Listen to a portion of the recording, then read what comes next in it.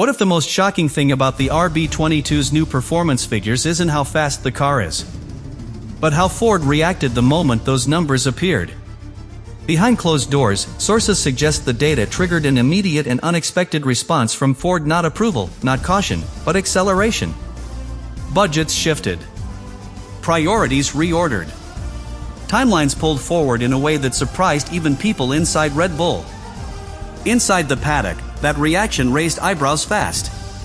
Because when a manufacturer like Ford changes course this aggressively, it usually means the figures revealed something deeper than lap time, something structural. And here's the detail that makes this impossible to ignore. Once you understand why Ford's response matters more than the numbers themselves, you start to see that this isn't just about one car or one season. It's about a discovery that may already be shaping the next era, and if you don't follow how this unfolds, you'll miss the moment where everything quietly changes. Once those performance figures were confirmed internally, the atmosphere around the Red Bull Ford project changed almost instantly. What Ford saw wasn't just encouraging. It was clarifying. The data didn't suggest a car that needed refinement to become competitive. It suggested a platform that was already behaving like a finished concept far earlier than expected. And when a manufacturer realizes it's no longer chasing potential but protecting a foundation, priorities shift fast. That's exactly what insiders say happened next. Ford's reaction wasn't public, but it was decisive. Resources were reallocated away from exploratory work and toward consolidation. Simulation time was redirected. Validation cycles were accelerated. The language inside the project reportedly changed from testing assumptions to locking behavior.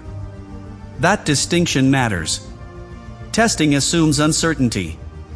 Locking behavior assumes you found something worth preserving. Manufacturers don't make that call lightly, especially this early in a regulation cycle. What shocked people inside Red Bull wasn't that Ford believed in the numbers. It was how little resistance there was to acting on them. Normally, big manufacturers hesitate. They ask for more data, more correlation, more proof under different conditions. This time, the response was immediate alignment. That suggests the figures didn't just look good. They made sense. They fit a broader technical logic Ford already trusted. The performance data itself wasn't extreme in isolation. No record-breaking curves. No outlandish projections. But taken together, it revealed a pattern that experienced engineers recognize instinctively. Stability where instability was expected. Consistency where degradation should appear. A lack of trade-offs that usually define early hybrid concepts. That's why Ford's reaction matters more than the numbers. Manufacturers don't react emotionally. They react when systems confirm their internal models. Inside the paddock, rival teams picked up on this shift quickly. Not through announcements, but through behavior. Meeting schedules changed. Joint working groups expanded. Long-term commitments were quietly reaffirmed. Those are signals engineers recognize immediately. They indicate confidence not just in performance, but in direction. And direction, once agreed upon between a team and a manufacturer, is very hard to derail without external intervention.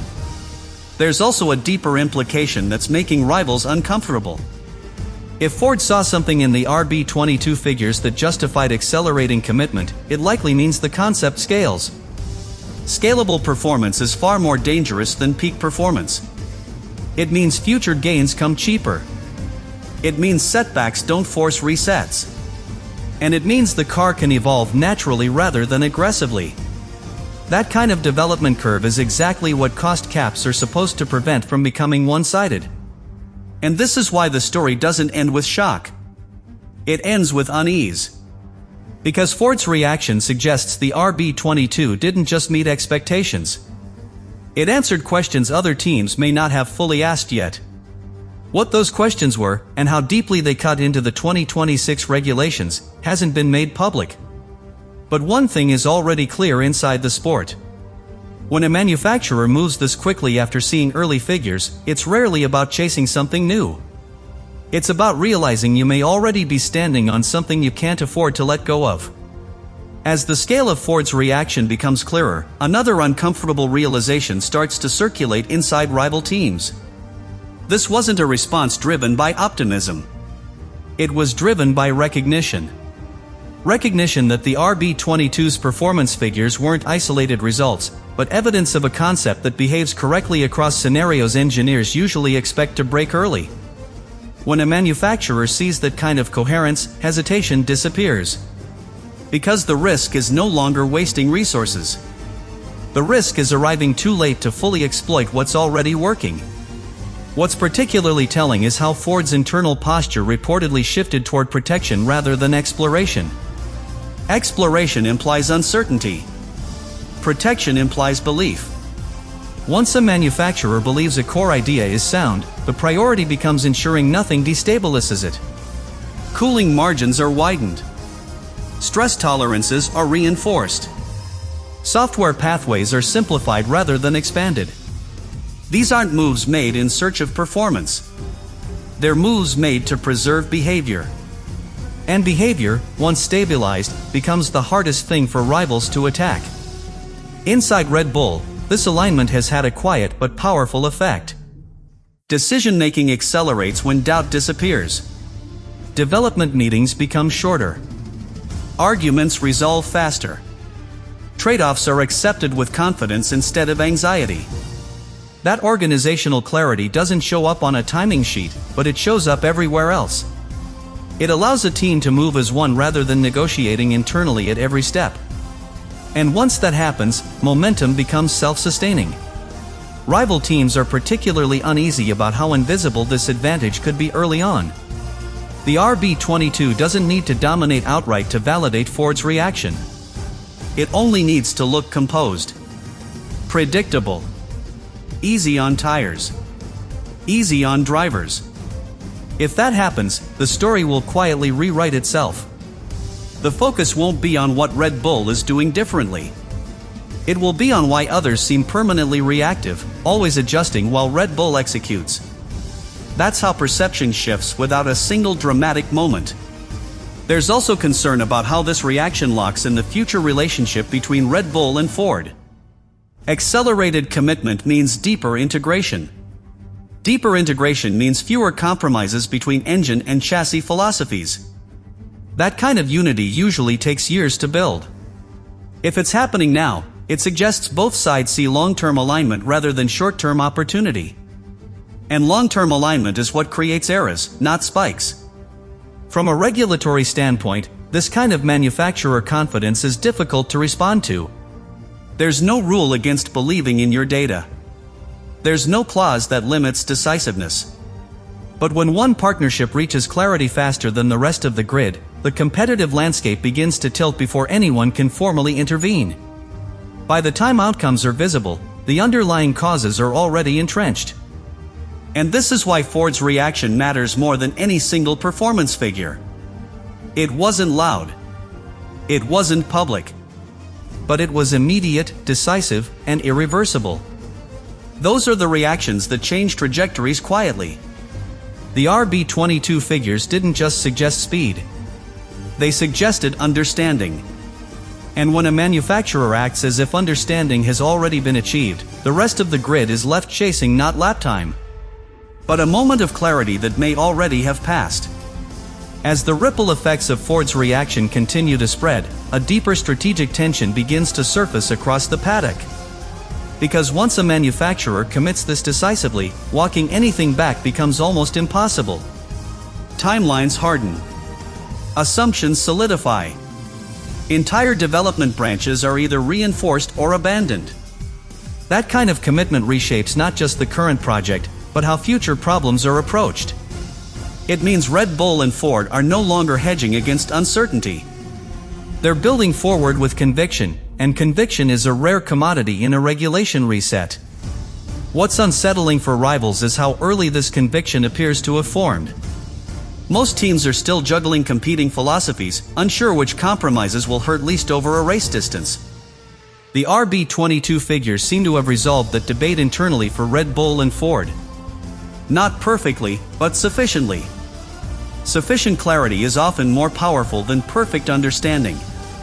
It allows progress to compound while others are still evaluating options. And in a cost-capped environment, the team that commits first usually controls the tempo for everyone else. There's also a cultural shift that happens when a project crosses this threshold. Engineers stop asking whether something will work and start asking how to protect it. Risk tolerance changes. Development becomes conservative in the right places and aggressive in the right ones. That balance is extremely difficult to achieve, and most teams only find it after years of iteration. Ford's reaction suggests Red Bull may have reached that balance sooner than expected, which is why the response felt so abrupt from the outside. Rival teams are particularly wary of how this affects Red Bull's learning curve. A stable platform generates cleaner data. Cleaner data leads to faster correlation. Faster correlation leads to fewer wasted development cycles. That advantage doesn't announce itself in lap times early on. It shows up in how quickly problems are understood and resolved. Over a long season, that efficiency quietly creates separation, even when raw performance appears close. There's also a psychological component that shouldn't be underestimated. When one team operates with visible calm while others scramble, confidence shifts subtly across the grid. Drivers feel it. Engineers feel it. Even strategists adjust their risk profiles based on perceived inevitability. If the RB22 looks composed from the outset, Ford's reaction will be retrospectively validated in the minds of everyone watching. At that point, the story stops being about potential and starts being about control. From the FIA's perspective, this kind of early alignment is deeply uncomfortable. Not because it breaks rules, but because it compresses the window in which regulatory intent can be preserved. Once teams lock in concepts with full manufacturer backing, even small clarifications can have outsized consequences. That forces regulators into a defensive posture, where maintaining stability becomes as important as maintaining fairness. History shows that when regulation enters that phase, the competitive order tends to harden quickly. And this is why Ford's response to the RB22 figures may be the most revealing detail of all. It wasn't loud enough to attract headlines. It wasn't public enough to invite scrutiny. But it was decisive enough to change trajectories. Those are the moments that quietly define eras. If the confidence behind that reaction proves justified on track, then what looked shocking at first will later seem obvious in hindsight. Because by the time the rest of the grid fully understands what Ford saw in those numbers, the consequences may already be built into the fabric of the championship itself. As this picture comes into focus, one final layer of unease begins to dominate how rival teams interpret Ford's response. Because reactions like this don't come from surprise alone. They come from recognition that a window has opened and that missing it would be catastrophic. Ford's acceleration wasn't about chasing upside. It was about eliminating delay. When a manufacturer believes a concept is already aligned with the regulation's deepest logic, hesitation becomes the only real threat. And Ford moved as if hesitation was the one thing they could no longer afford. What's particularly revealing is how this reaction reframes the RB22's performance figures themselves. They stop looking like early numbers and start looking like confirmation. Confirmation that the underlying architecture behaves the way theory predicted. Confirmation that compromises are controllable rather than structural. Confirmation that future development will be evolutionary, not corrective. Those confirmations don't generate headlines, but they fundamentally change how a project is managed.